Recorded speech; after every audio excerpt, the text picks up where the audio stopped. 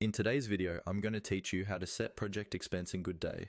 By the end of this walkthrough, you'll know exactly where to go, what to click, and how to configure a unit-based expense so it's ready for your projects. First, make sure you're logged into your Goodday account. On the lower left corner of your screen, look for your profile icon. This is usually a small picture or initials representing your account. Go ahead and click that profile icon to open up the main user menu. This is where Goodday keeps all of your personal and account-related options. From the menu that appears, select Account Settings. This will take you to a page where you can manage various aspects of your account, including billing, finance, and other configuration options that affect how your workspace behaves. Once you're inside Account Settings, look for the section labeled Billing and Finance, and click on it.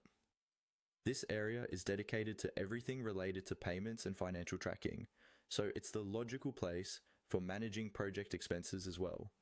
Inside Billing and Finance, you'll see an option called Expenses. Click on Expenses to open your expense settings. This is where you can create, edit, and configure the different expense types that can be used across your projects.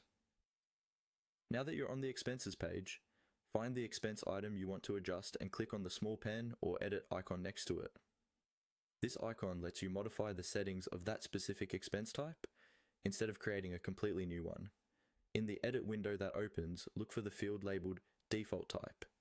Click on this field to open a drop-down list of available expense types. You will see different options depending on how you want to track costs. From that drop-down, choose Unit-Based. Selecting a unit-based expense means the cost will be calculated by multiplying a unit price by the number of units used, which is helpful for things like hours worked, items purchased, or distance traveled. Next, type in the details for this expense. This usually includes a clear name, a description if needed, the unit label, and the price per unit. Take a moment to make the name and description meaningful so your team immediately understands when and how to use this expense type. When you're satisfied with the details and have double-checked everything, click on Submit to save your changes. Goodday will now use these settings as the defined configuration for that project expense, and it's ready to be applied wherever you need it.